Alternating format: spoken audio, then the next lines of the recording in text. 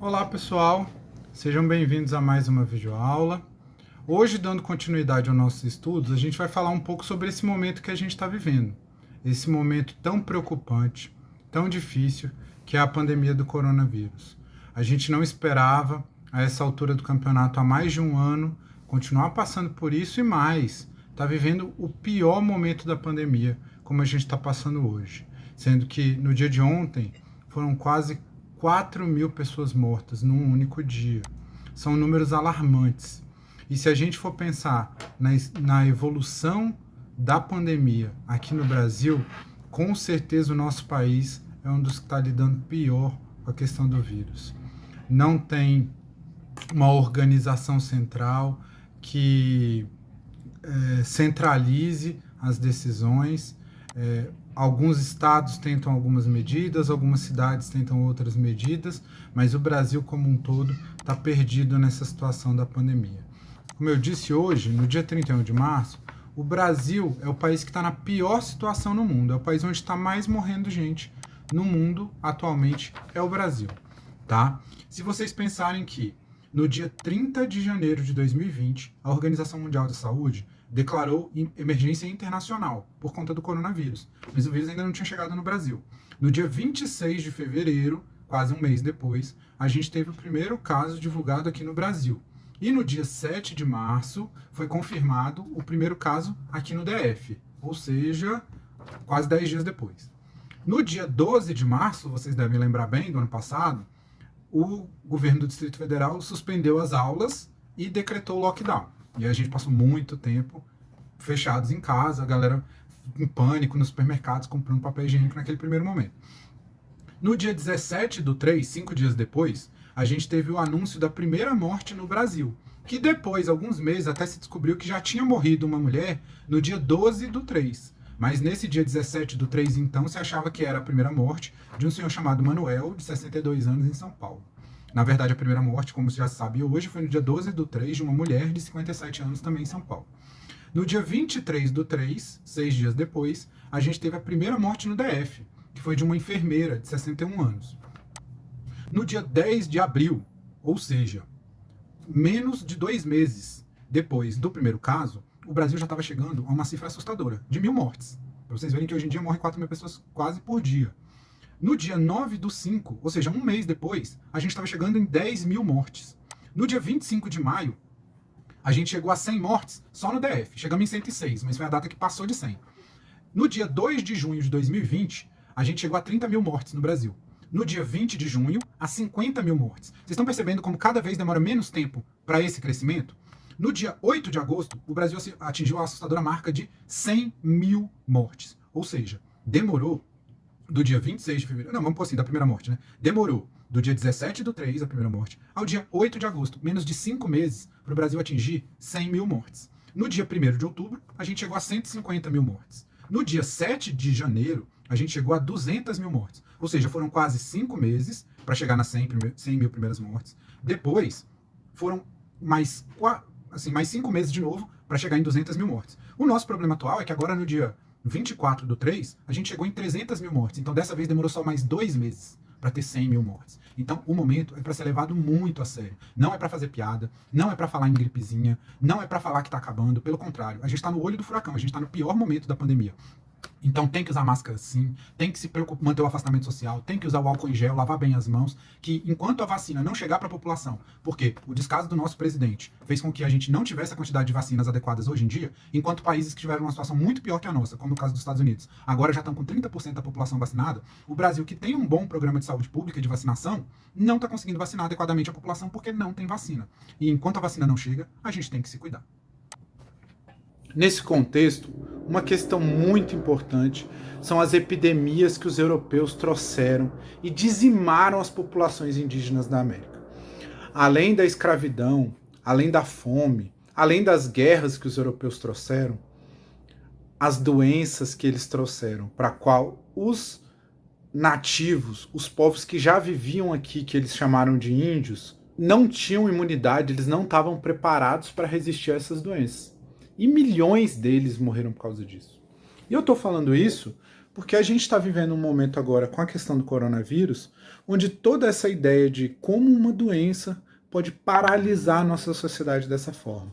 E eu resolvi, em poucos minutos, trazer algumas informações para vocês que sejam capazes, inclusive, de ampliar os horizontes de vocês e permitir para vocês pesquisarem, estudarem, conhecerem mais sobre isso. Até porque esse contato entre europeus e os povos nativos da América não foi o único caso, além do atual do corona, que aconteceu.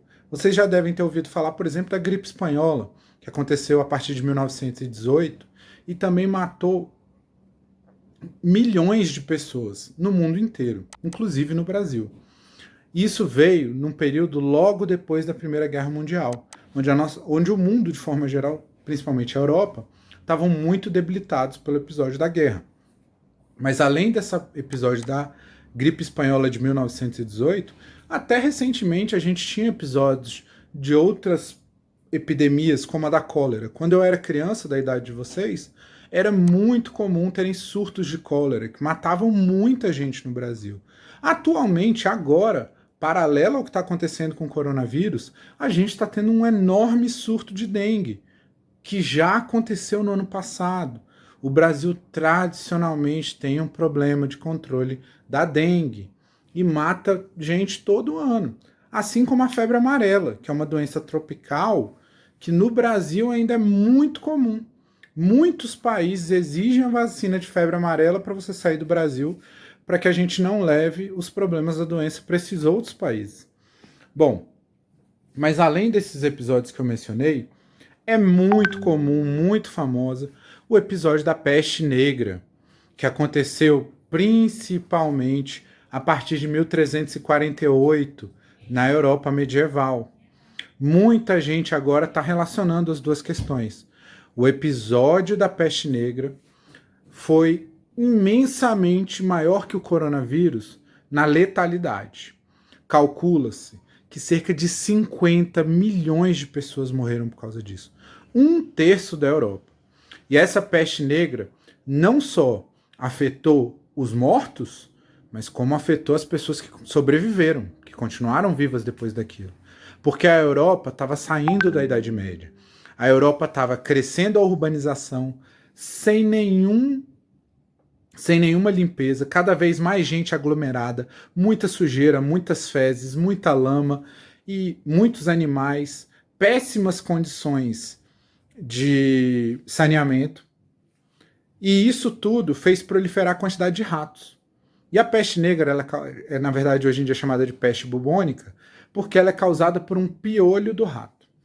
As descrições das feridas, das bolhas que causavam, permite que os cientistas, historiadores e médicos de hoje em dia saibam que essa doença que aconteceu lá atrás era, na verdade, essa doença que a gente conhece hoje como peste bubônica. Além dela, e desses outros episódios, nós tivemos vários outros surtos, como esse que eu mencionei agora, sobre a chegada dos europeus na América. Muitas vezes, as tribos indígenas definhavam por causa das doenças trazidas pelos europeus. Assim como os europeus também recém-chegados enfrentavam as doenças do continente novo. Só que eles eram em muito menor número e eles tiveram muito mais tempo para se adaptar. Enquanto as populações nativas que tinham que fugir, que estavam sendo massacradas, que estavam sendo escravizadas, acabavam sendo presas fáceis para as doenças que os europeus tinham trazido. Bom, esse pequeno panorama que eu dei, eu acho que já te permite fazer algumas relações com esse momento que a gente está vivendo. É claro que tem muita gente por aí, inclusive gente que é presidente da República, que tem muita responsabilidade, que tem que zelar pela vida da população como um todo, que está fazendo pouco caso, dizendo que isso é uma gripezinha. Mas, na verdade, muita gente já morreu e, infelizmente, muita gente vai morrer por causa disso. A gente tem responsabilidade com todas essas pessoas. Por isso, pela história da relação humana com as epidemias, com as pandemias, com os surtos de doença, a gente precisa ser solidário. É nos momentos mais difíceis que a solidariedade humana cresce. A gente tem, por exemplo, no episódio da peste negra, ao mesmo tempo que a Europa estava crescendo desordenadamente, isso também permitiu novas transformações. O surto da gripe espanhola não foi suficiente para impedir que depois tivesse a Segunda Guerra Mundial e que as pessoas continuassem lutando e brigando. Mas ainda assim, houve muita mobilização para enfrentar o problema, numa época que a ciência estava muito menos avançada que hoje. Hoje, o isolamento social é a grande medida que a gente tem, e se vai demorar até junho para a gente ter aula de novo, e depois vai demorar muitos meses para se recuperar tudo que a gente passou agora, ainda assim é uma oportunidade para a gente crescer, para a gente se transformar, para nós sermos pessoas melhores e uma sociedade melhor. Então, tem todos esses episódios aí para vocês compreender: a peste negra, a gripe espanhola, as doenças trazidas pelos europeus para a América, os surtos de cólera no Brasil nos anos 90, o problema atual da dengue e a epidemia do corona, que também está relacionada, vocês podem pesquisar, com outros surtos de gripe que vieram acontecendo nos últimos anos, como a gripe suína e a própria H1N1, que é a gripe comum que a gente tem sempre para quando tem vacina. Espero que tenha sido interessante, pessoal.